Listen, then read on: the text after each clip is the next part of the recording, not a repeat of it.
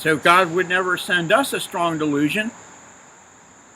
And what might that strong delusion be?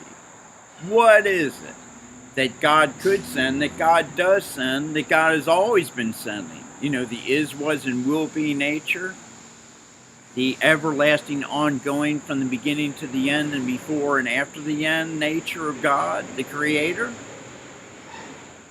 Something that God can send to everybody in that time, in that generation, through all generations. It's certainly not about the shape of the earth, despite how big of a lie that might be, how big of a worldly deception that might be. It's certainly not a delusion sent by God that God has been sending ever since the words were written, and even before then. Right? Huh? So, when we're born into this world, right, for the first few years, and then a few years after that, and on going through the rest of our lives, we're adapting to the ways and the beliefs of the world. You know, going along to get along. You know, you don't want to offend anybody, so you go along to get along, right? Plus you have to just to survive. I mean, you better obey your parents not to run out into the street, or you might have to go to your room or not get lunch. Right? I mean, this is the way of the world. Reward, punishment. Threat, pleasure. Reward, punishment. Yeah, okay. So, oftentimes when we don't want to offend somebody, really what's going on is our pride doesn't want to become less in the mind and heart of the other person. We go along to get along, to be accepted, to be respected, to fit in. And the excuse and rationality that we're going to go along with them and not really say what's on our mind, not really tell them the truth, not really be honest, because we don't want to hurt their feelings. We don't want them to think we're a bad person. We don't want other people to think we're a mean person. No, we don't want to share the truth because we don't want to disrespect the respect they have for us, so that they will not think as well of us as they had just a minute ago. We don't want to lose any respect or attention, recognition, or ability to call upon that person for whatever use they may be to us in the world. You know, we're born into a world, we develop a carnal, worldly identity by going along to get along. We become what the ways and the beliefs of the world are. This is what we call our worldly, carnal, social, cultural identity.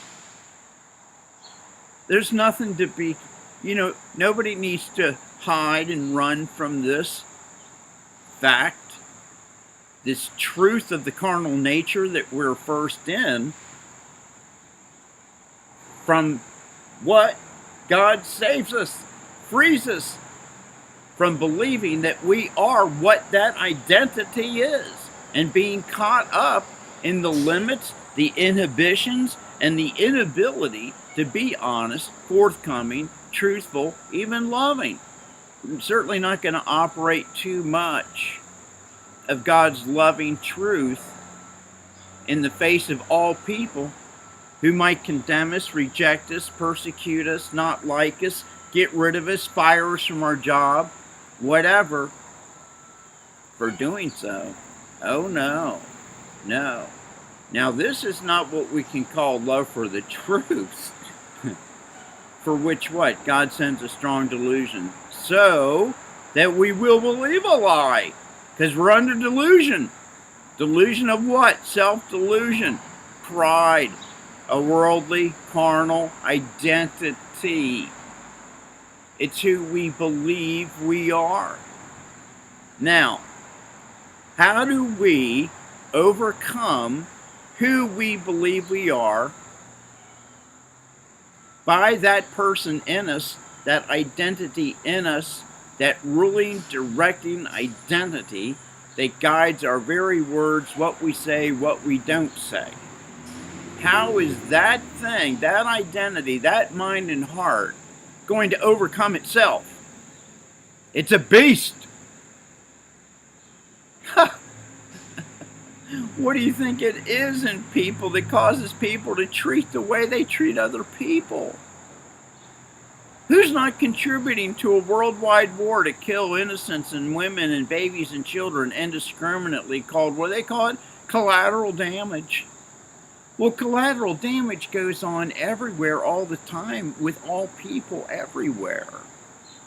You know, they have to do something. You know, we have to do something. It's the best thing to do. It's the right thing to do. And we believe it's the right thing to do. Oh, by whose righteousness do we believe that? Who are we following? What are we thinking?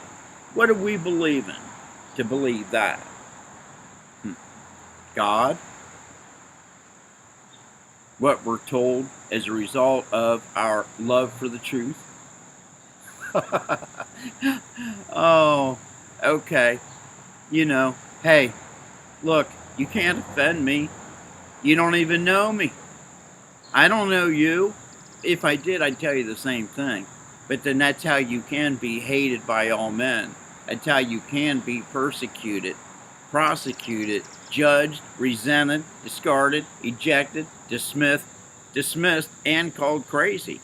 You think that deciding that the earth is of a shape that you believe is closer to what's true than what the government say it is? And that's you coming out of a lie, out of strong delusion, just that little thing? Hey, it's a big thing. I like it. What a controversy. What a growing point of popularity. What a great front to confront worldly powers and governments over being lied to and deceived. Now we got them. Oh, okay. Who's got them? What did Christ say? Of myself I can do nothing. Now who's got them? God's got them or you got them? We got them? God's got them? I don't know. Do you have a sovereign God, really? If you go to classes at any one of the 33,000 plus denominations, I don't think so.